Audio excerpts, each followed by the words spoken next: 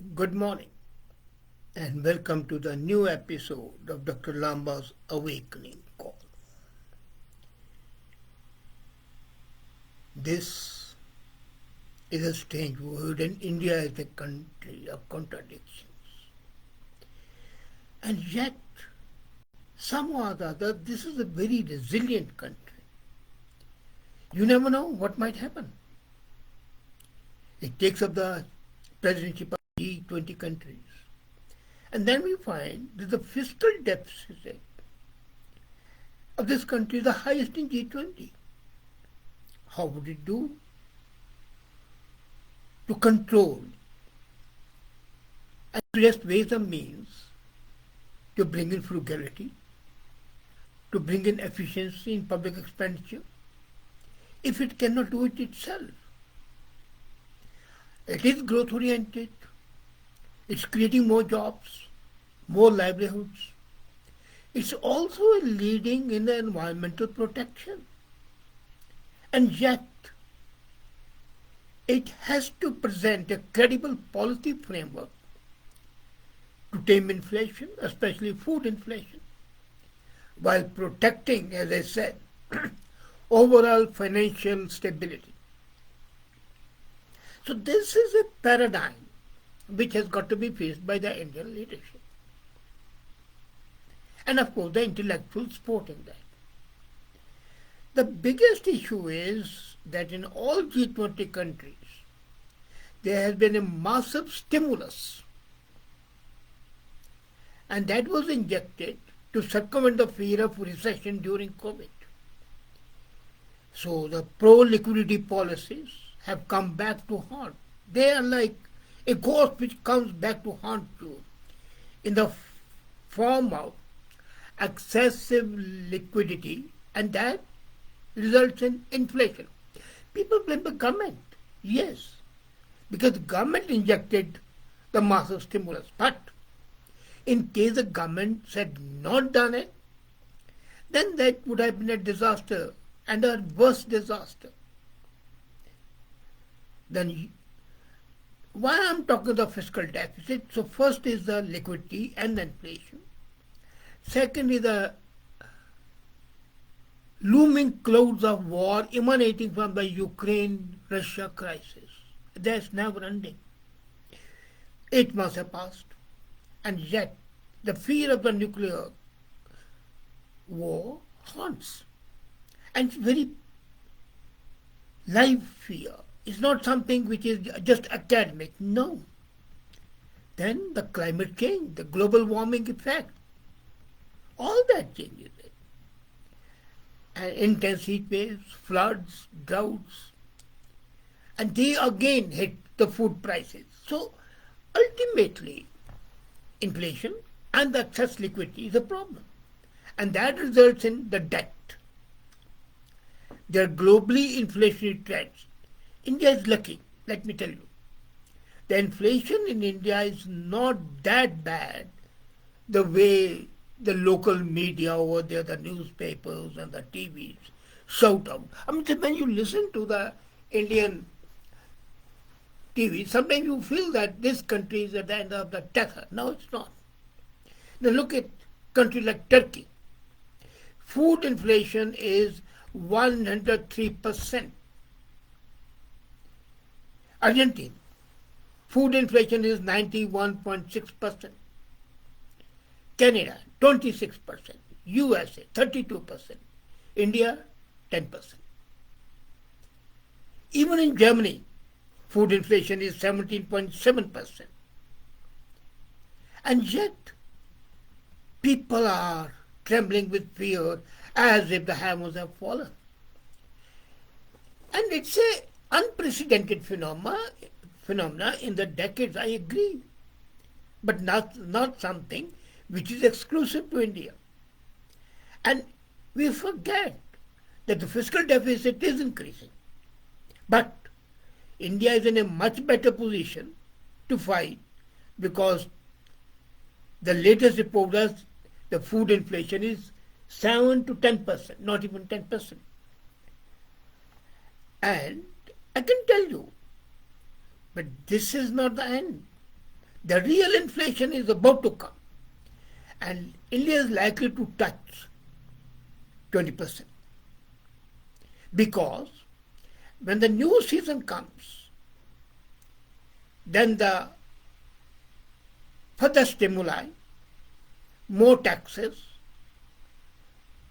and that will give a leeway to the traders to charge more.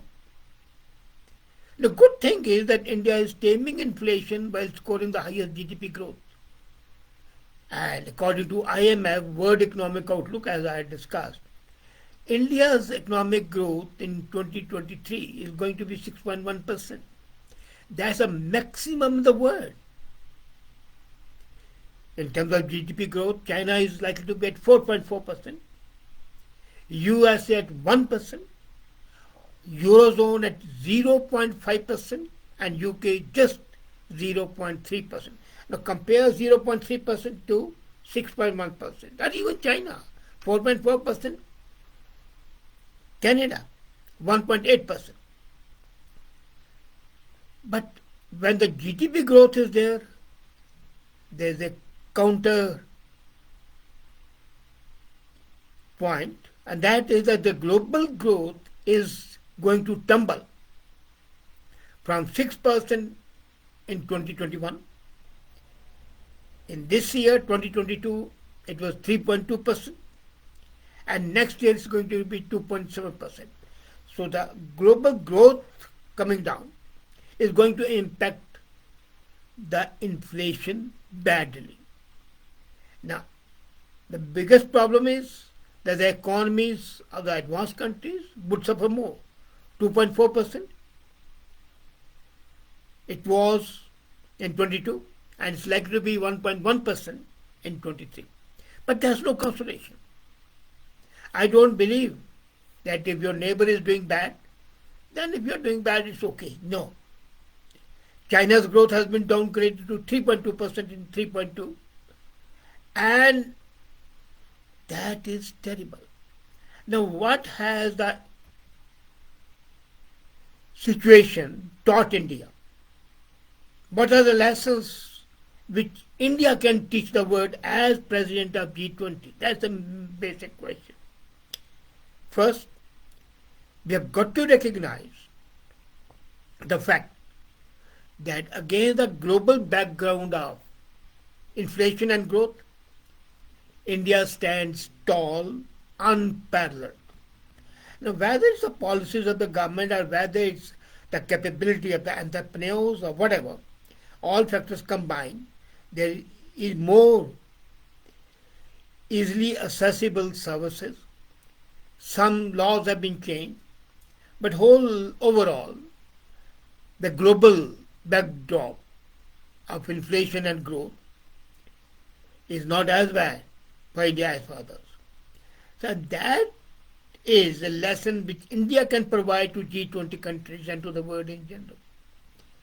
How India has managed food inflation and yet maintained the highest rate of GDP growth.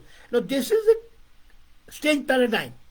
Normally it doesn't happen. When the food inflation is there, what happens is automatically the GDP growth is reduced.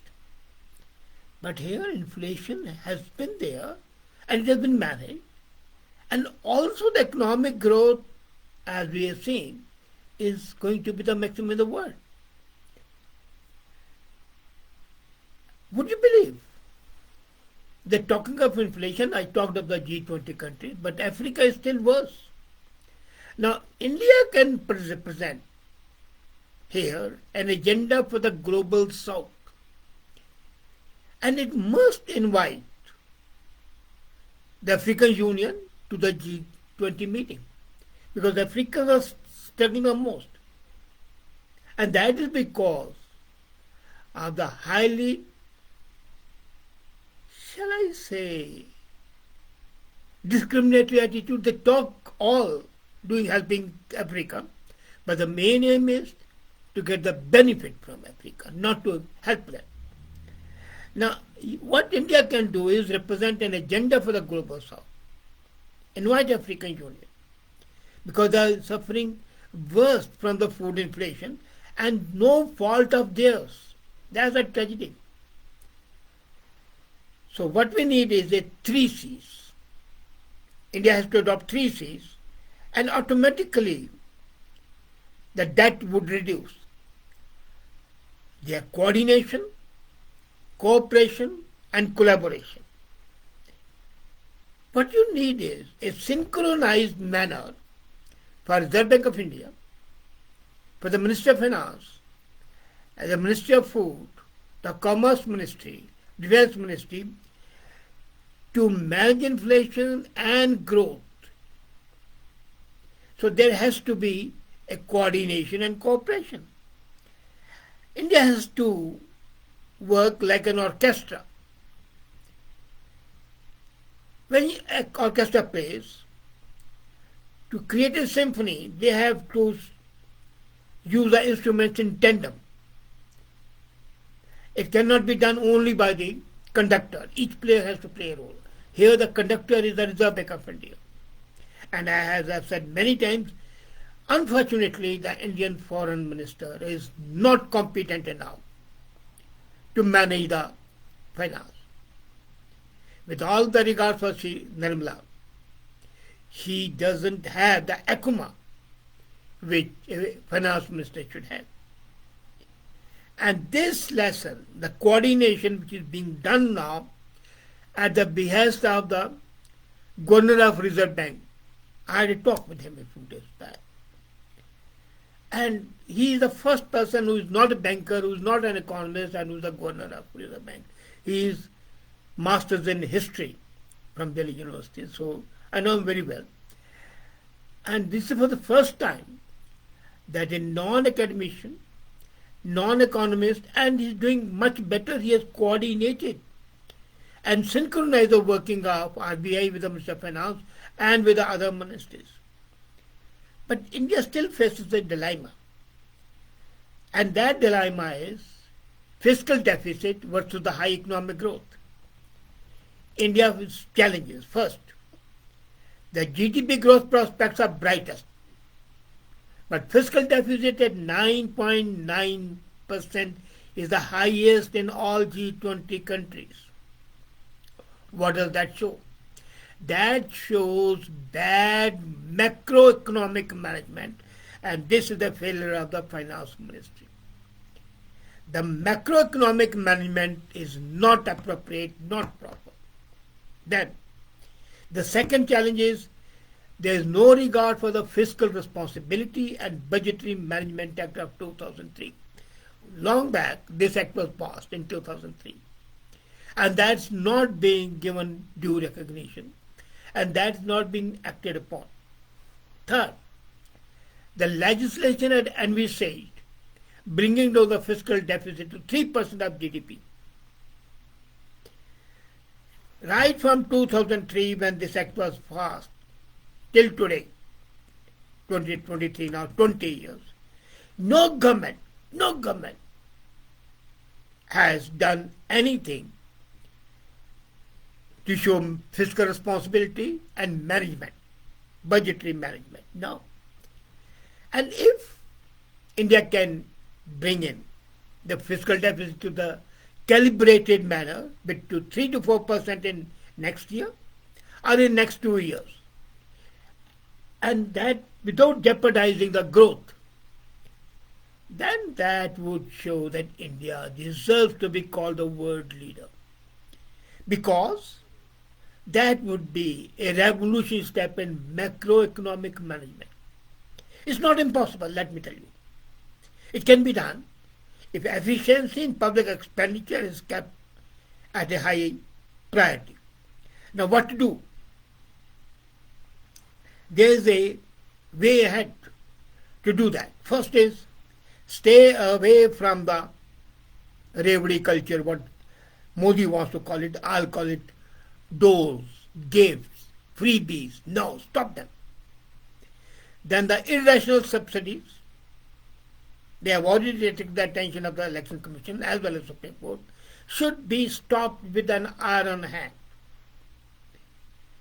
The Finance Commission should red flag the growing culture of the subsidies at the center and at the states.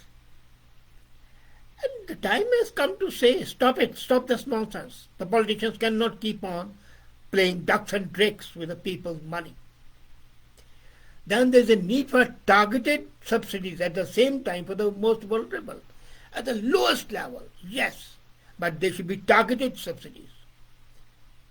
However, the dole culture, the freebies, has gone far beyond the welfare objective. And that is basically bait to win the election. It's a bribe to the voters, and action must be done. So what to do? Modi should take a lead and set up a high-level committee of credible professionals who have a proven track record internationally.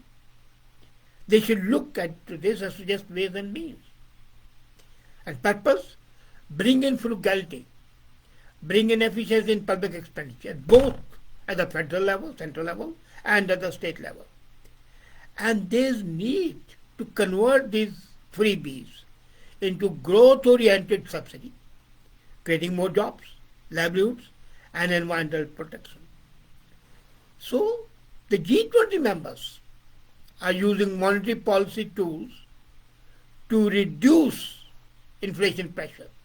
But the job is not over.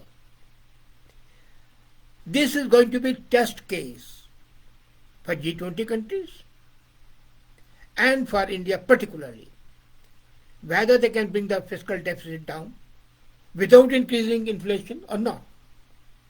Let me tell you, India is doing a great job in balancing growth, but it has to be more professional. It has to be more pragmatic. It has to be more thorough. And then it can lead G20 countries in a much more sustainable financial track.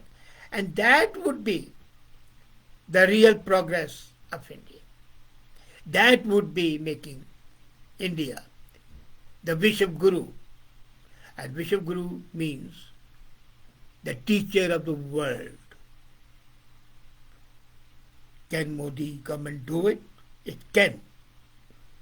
Does it have the capability to do it? It has. But what happens? The spirit is willing, but the flesh is weak. So let's see which way the wind blows. Thank you.